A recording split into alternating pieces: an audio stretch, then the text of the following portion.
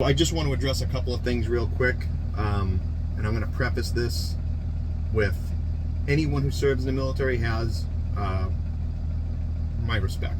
Okay, I don't care what capacity you serve. You could be scraping bird shit off a runway somewhere in Guam, or you could be a air conditioning technician in Alaska, or you could be an O351. Doesn't matter. You have my respect. That said, Tim Walz abso-fucking-lutely lied about his military service, and he did it knowingly, and I'll tell you why. Every swinging dick that's ever joined the military has understood in short order the military cool kid list, and it goes something like this. There are POGs. POGs are personnel other than grunts. I'm sorry, guys, but you're at the bottom of the cool kid list, and you fucking know it, right? Then there's grunts. That's if you're in the Marine Corps, it's 03 something something. If you're in the Army, it's 11 something, right? Those are cool kids. They're cooler than the POGs. It's true. Right? At least that's how it's looked at by the grunts. Within the grunts, there's also a cool kid pecking order, right? There's grunts with combat action and grunts without it. Grunts with combat action are infinitely cooler than grunts without it. Now, this may be true, but may not be. But this is the way it's looked at, right? Getting your combat action is the reason why you're in there. That's the reason for your existence, is to sling shit with the enemy, actually trade shot for shot with the enemy.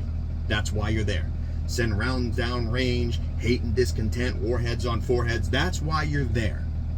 And achieving that status, largely outside of your control, by the way, is something that grunts hold near and dear.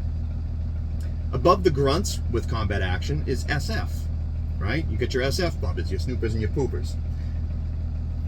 They're cooler than grunts, with or without combat action. And within their community, there's SF bubbas with combat action and without. And it's the same thing. And everybody in the military knows you don't bullshit about your combat action status. You don't fuck around with that shit. That will get you fucking tree lined. Alright? It will. So Tim Walz, having spent as much time as he did in the military, was fully aware that he made a boo-boo when he said what he said.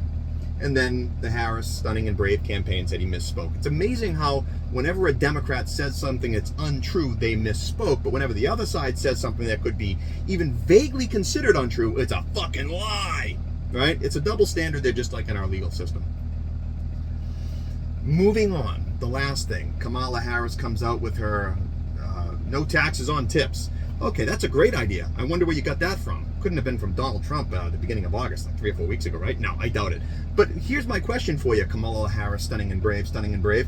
Why were you, the deciding vote, allowing that to go through in the first place? Because you were.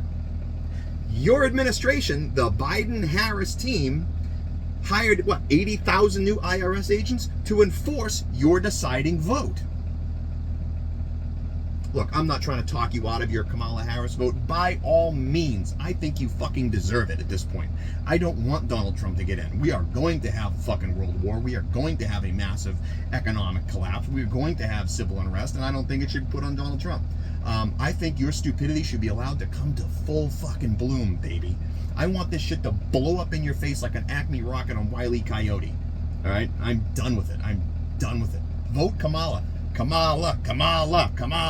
Vote for her. Vote for her. Please. I hope she gets in, because at least it'll be a hilarious end to the country.